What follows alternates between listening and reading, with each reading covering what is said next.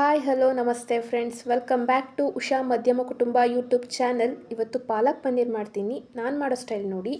ಬೆಣ್ಣೆ, ಚಕ್ಕೆ, ಲವಂಗ, ಪಲಾವ್ ಎಲೆ, ಹಾಗೆ ಪನ್ನೀರು, ಟೊಮೆಟೊ, ಕೊತ್ತಂಬರಿ ಸೊಪ್ಪು, ಹಸಿಮೆಣಸಿನ್ಕಾಯಿ, ಶುಂಠಿ, ಬೆಳ್ಳುಳ್ಳಿ, ಈರುಳ್ಳಿ, ಹಾಗೆ ಧನಿಯಾ ಪುಡಿ, ಮೆಣಸಿನ್ಕಾಯಿ ಪೌಡ್ರು, ಗರಂ ಮಸಾಲ, ಜೀರಿಗೆ, ಪಾಲಕ್ ಸೊಪ್ಪು. ಮೊದಲು ಪಾಲಕ್ ಸೊಪ್ಪನ್ನು ಬಿಸಿನೀರಿಗೆ ಹಾಕಿ ಸ್ವಲ್ಪ ಹೊತ್ತು ಬೇಯಿಸ್ಕೋಬೇಕು. ಅದು ಹಸಿ ವಾಸನೆ ಹೋಗಿ ಅದು ಚೆನ್ನಾಗಿ ಬೆಂದಿರುತ್ತೆ. ಒಂದು 5ರಿಂದ 10 ನಿಮಿಷ ಬೇಯಿಸಿದ್ರೆ ಸಾಕು. ಅದಾದಮೇಲೆ ಅದನ್ನು ತಣ್ಣೀರಿಗೆ ಹಾಕ್ಕೋಬೇಕು. ತಣ್ಣೀರಿಗೆ ಎಂತಕ್ಕೆ ಹಾಕ್ಕೋಬೇಕು ಅಂದರೆ ಕಲರ್ ಚೇಂಜ್ ಆಗೋಲ್ಲ, ನಾರ್ಮಲ್ ಗ್ರೀನೇ ಇರುತ್ತೆ. ಅದಾದಮೇಲೆ ಒಂದು ಬಾಣಲಿಗೆ ಸ್ವಲ್ಪ ಬೆಣ್ಣೆ ಹಾಗೆ ಸ್ವಲ್ಪ ಎಣ್ಣೆ ಎರಡೂ ಸೇರಿಸಿ ಕಟ್ ಮಾಡಿ ಇಟ್ಕೊಂಡಿರೋಂಥ ಪನ್ನೀರನ್ನ ಸೇರಿಸಿ ಸ್ವಲ್ಪ ರೋಸ್ಟ್ ಮಾಡ್ಕೋಬೇಕು. ಪನ್ನೀರಲ್ಲಿರೋ ಅಂಶ ಎಲ್ಲ ಹೋಗೋವರೆಗೂ ರೋಸ್ಟ್ ಮಾಡಿಕೊಂಡ್ರೆ ಸ್ವಲ್ಪ ಕಲರ್ ಚೇಂಜ್ ಆಗುತ್ತೆ. ನೋಡಿ, ಈ ಥರ ಕಲರ್ ಚೇಂಜ್ ಆದಮೇಲೆ ತೆಗೆದಿಟ್ಕೋಬೇಕು. ಈಗ ರುಬ್ಬೋದಕ್ಕೆ ಮಿಕ್ಸಿ ಜಾರ್ಗೆ ಸ್ವಲ್ಪ ಹಸಿಮೆಣಸಿನ್ಕಾಯಿ ಹಾಗೆ ಶುಂಠಿ ಮತ್ತು ಬೆಳ್ಳುಳ್ಳಿ, ನಿಮ್ಗೆ ಎಷ್ಟು ಪ್ರಮಾಣ ಬೇಕು, ಸ್ಪೈಸಿ ಬೇಕು ಅಂದರೆ ಸ್ವಲ್ಪ ಸ್ಪೈಸಿ ಮಾಡ್ಕೊಳ್ಳಿ.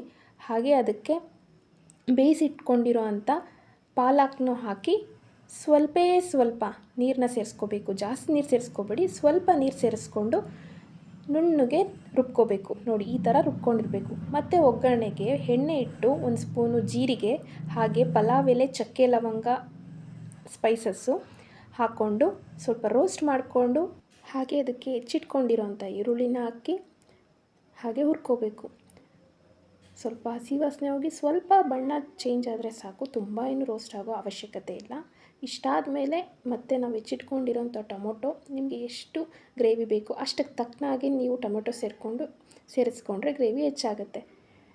ಟೊಮೆಟೊನ ಹಾಕ್ಕೊಂಡು ಅದಕ್ಕೆ ಬೇಯೋದಕ್ಕೆ ಅದಕ್ಕೆ ಪ್ರಮಾಣಕ್ಕೆ ಎಷ್ಟು ಬೇಕೋ ಈಗಲೇ ಉಪ್ಪು ಹಾಕ್ಕೊಂಡ್ರು ನಡೆಯುತ್ತೆ. ನಾನು ಈಗಲೇ ಉಪ್ಪನ್ನ ಸೇರಿಸ್ಕೊತಾ ಇದ್ದೀನಿ. ಎರಡು ಸಾಫ್ಟಾಗಿ ಬೆಂದಿರುತ್ತೆ, ಜೊತೆಗೆ ರುಚಿ ಇನ್ನೂ ಹೆಚ್ಚಾಗುತ್ತೆ.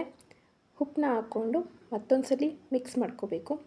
ಈಗ ಮಿಕ್ಸ್ ಮಾಡ್ಕೊಂಡಾದ್ಮೇಲೆ ಎಲ್ಲ ಸ್ಪೈಸಸ್ ಇರುತ್ತಲ್ಲ, ಧನಿಯಾ ಪುಡಿ, ಹಾಗೆಯೇ ಧನಿಯಾ ಪುಡಿ ಆದಮೇಲೆ ಸ್ವಲ್ಪ ಖಾರದ ಪುಡಿ, ಹಸಿಮೆಣ್ಸಿನ್ಕಾಯಿ ಹಾಕಿರೋದ್ರಿಂದ ಇದು ಬೇಕು ಅಂದರೆ ನೋಡ್ಕೊಂಡು ಹಾಕ್ಕೋಬೋದು, ಇಲ್ಲಾಂದರೆ ಬೇಡ.